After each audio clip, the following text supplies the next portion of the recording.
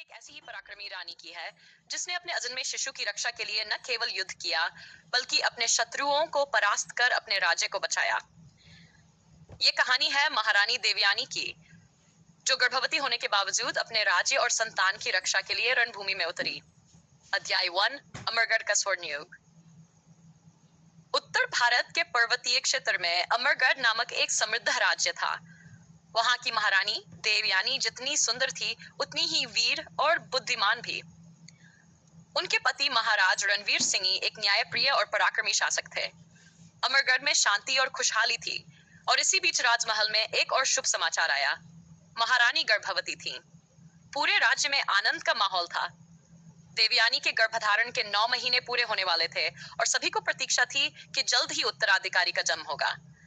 लेकिन भाग्य को कुछ और ही मंजूर था। संकट की दस्तक।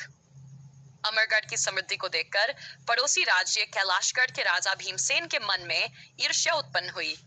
उसने सोचा कि यह सबसे सही समय है अमरगढ़ पर आक्रमण करने का, क्योंकि महाराज रणवीर सिंह सीमाओं पर एक अन्य युद्ध में व्यस्त थे और महारानी गर्भवती थी।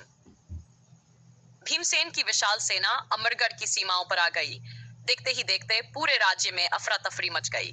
महल के मंत्री और सैनिक घबरा गए। उन्होंने महारानी से अनुरोध किया कि वह किसी सुरक्षित स्थान पर चली जाए, लेकिन देवयानी ने दृढ़ स्वर में कहा, एक माँ अपनी संतान की रक्षा के लिए कुछ भी कर सकती है। अगर मैं पीछे हट गई तो यह मातृत्व और राजधर्म दोनों का अपमान होगा। अध्याय 3, रणभूमि में महारानी।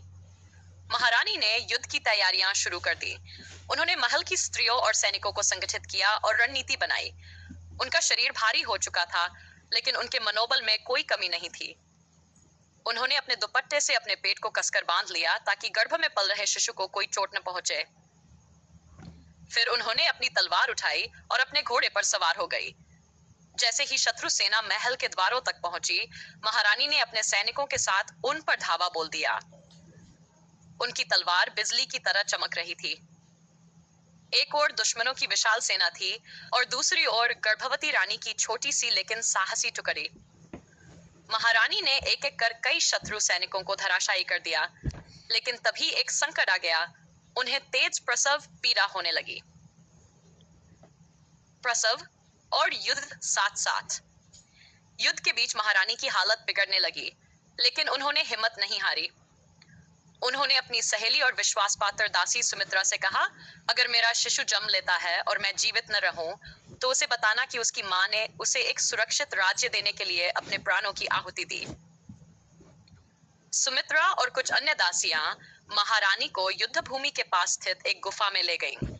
वहां चारों ओर से युद्ध की आवाजें आ रही थी, लेकिन उस अंधेरी गुफा में एक नया जीवन जन्म लेने वाला था।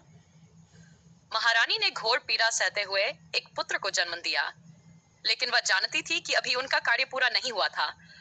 उन्होंने नवजात को सुमित्रा की गोद में दिया और कहा, अब मुझे अपने शत्रुओं का नाश करना है।